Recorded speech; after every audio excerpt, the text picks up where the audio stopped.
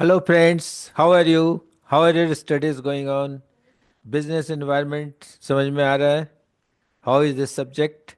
This is very practical and very much useful thing for a business manager. And in the last lesson, what I explained you that changing focus in the Indian economy post independence. So much problems were there after just independence. India was in deep trouble. We were not having money, we were not having assets, we were not having technology, we were not having skilled people. So everything, we were dependent on the foreign countries. We were not having sufficient cereals, grains to feed our people. So a lot of poverty was there. So many things were there. So how the changes happened, and but it was required. The need of the hour was that to protect the Indian economy from the foreign investors, because once we had already been ditched by this East India Company. So that time protected economy was there. That was the need of the hour. Government investments are more in this, in the form of public sectors. Lot of business setups were made by the government only. Private sectors were also promoted, but to very limited extent only, and the foreign investors were not at all allowed, almost not allowed. So it was most of socialist pattern that time, but there was that vision of mixed economy. So slowly that um, this private sectors were also given this thrust.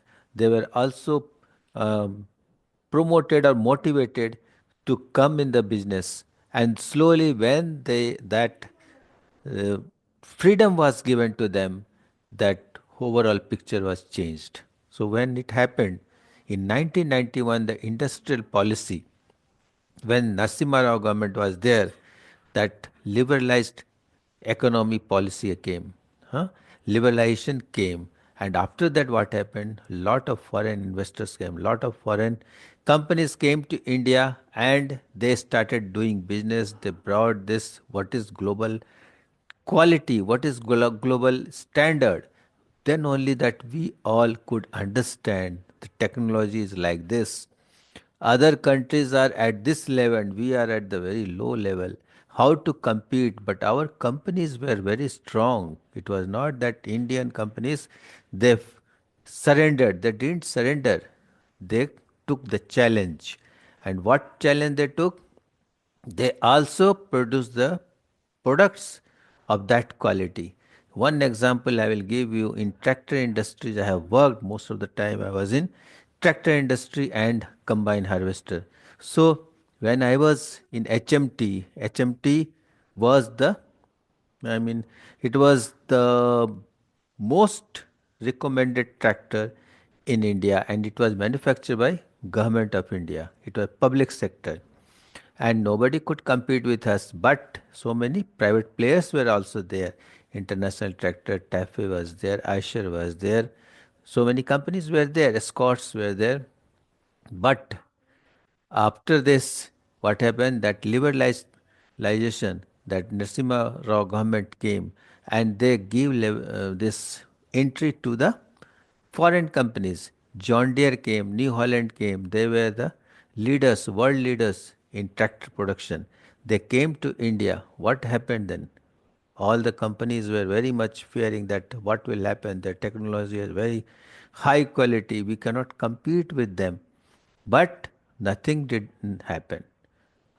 These Indian companies like the Sonalika, then Aisher, Scots, all these companies, they competed with them.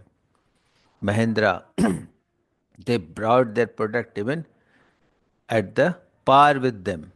The quality was inferior, no doubt, but they brought the quality to that level. They competed with them. It was not that they surrendered and they could not uh, win the race. They were not out of the race. They were competing with them, and John Deere, then they felt it was a competitive environment. So, by cost or by quality or service, they were not behind that. But still, that Indian companies, they competed and they gave a very good this atmosphere, competitive atmosphere. What happened then? What was the benefit to the consumers? Consumers could get the international quality of product and the services. Indian companies also brought the level of their quality to this global standard. So what happened? So the overall development of India was there. So we only were developed because of that. So if you give entry to the foreign country, to your country, it is not only that they will earn, enjoy and go away. You will also be developed.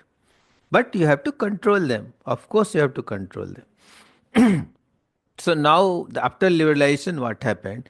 That India is now exporting 7,500 commodities to about 190 countries and imports around 6,000 commodities from 140 countries.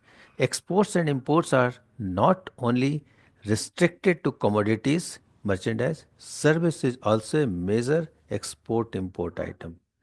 So you know that in service we are getting more export orders, you know, merchandise, that goods items, that whatever products we are manufacturing, that we are exporting.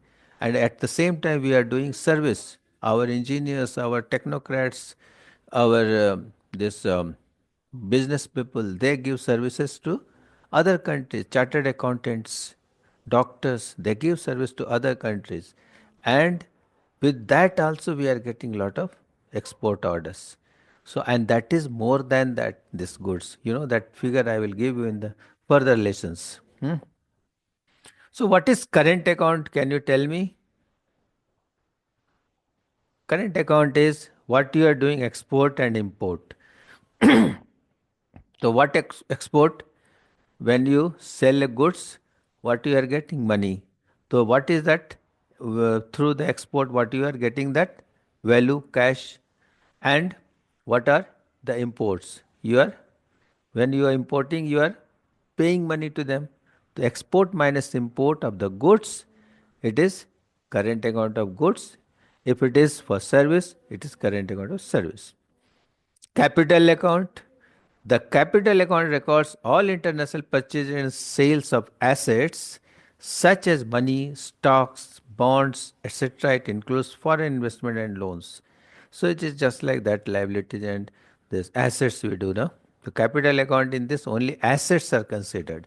What all you are getting from the other countries, what all you are selling from your country to other countries. So that is in the form of money, stock, bond, etc. In the share market also, foreign investors, they are doing FII, they are investing in our shares also, in our stocks. They come to India, they spend in the stocks, they spend in so many assets, and when it is upvalued, they sell it also, isn't it? That is the way of doing business. So that is capital account. To make it simple, let's summarize foreign trade of India as below: export of goods, merchandise, commodities, export of services. Balance of trade is also known as trade balance. And for the goods or merchandise, it is export of goods minus import of goods. Balance of trade is equal to export of services minus import of services. And balance of payment is what? Net of current account, means export minus import, both services and goods, both. And capital account, what is that capital account? What assets you are buying from other countries, what assets you are selling to other countries. So in that also the difference, what you are getting and what you are sending. तो उसमें जो आता है machine या assets, that is credit, and what is going the assets from here to there, that is negative debit. So net of that plus net of current account. And financial account is what people are earning in other countries and they are sending the money to us. So that dollars are coming to India, and foreigners are also here. They are earning here and sending money to other countries. So that will be minus. So net of that. All three, if you add, it will be balance of payment. Huh? And now, what is GDP? Gross domestic product. This is nothing but a sum of consumption or consumer spending all over national spending all over the country in a year. How much we all spend, that is consumption, plus capital investment by business and households. How much investments are made for installation of plants, structures, so many things by government or by business houses. Then government is spending also in projects. Government is spending like anything. So many projects are there in construction, in Namami Gange, like that. Then for to safeguard this forest for against deforestation, also so much of money is spent. Then government is spending for railways, for construction of bridges, flyovers, so many highways, so much of expenses, that government is doing. Those things are in G. And X minus M is export minus import. Export minus import. If exports are high, imports are less. The net of that, if it is more, means GDP is more. The export minus import also plays a great role in ascertaining the GDP, gross domestic product of country. So next is, from this equation it is clear that the higher the value of the net export, the higher a nation's GDP. Okay? अगर export net ज़्यादा है, export minus import is positive, means GDP is more.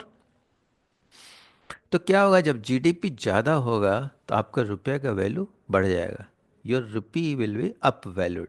And when the rupee is up valued, what will happen? Your product in India will be costlier. जैसे मान लो अभी 90 rupees है, 90 rupees $1. तो till as of date, less dollar will value more rupees. तो जो 100 rupees का चीज़ है, तो उसमें उसको कितना देना पड़ा? $91, 1 + $1.1 something. And if it is rupees upvalued, means the value of dollar becomes, suppose, 45 rupees. What will happen? For the same item, they will have to pay $2, more than $2. ठीक है? तो 45 रुपीज़ हो गया, तो उसको 100 रुपीज़ के लिए $2.2 he will have to pay. And earlier he was paying only $1, $1.1. So why will he buy from India? They will try to find the different country, alternate country at the cheaper rate. So when GDP increases, then also there is a problem for us, because it will upvalue your rupee and the export will be reduced. When export will be reduced, what will happen? GDP will go down. So it is very cyclic. तो ये उसी तरह है जैसे market में price अपने आप fix हो जाता है ना. इन market, government is not doing anything now it is. Supply and demand is there. If you have the monopoly in the market, what will happen? You will keep the price enormously high. But if competitors come, some 100 competitors come, what will happen? You will keep price 100 rupees per packet. They will keep the price some 70 rupees, 60 rupees, 50 rupees. So you will be in trouble. You will not be able to sell, and then you will be forced to reduce the price. So automatically, the market is s- stabilizing the price, or the demand will be going up and down. That also regulate the price. So it is very much corrected automatically. It is not that government is doing some forcing you to keep the price like this. So the same kind of thing is happening here also globally. If you re- upvalue your rupee, export is reducing. If export is reducing, then again rupee will be devalued. Then again export will up. So like this it happens, no? Cyclic. So how was the session? Did you like it? Please write in the comment box. Like, share and subscribe my channel. Thank you very much. Once again I will come with a new topic very shortly.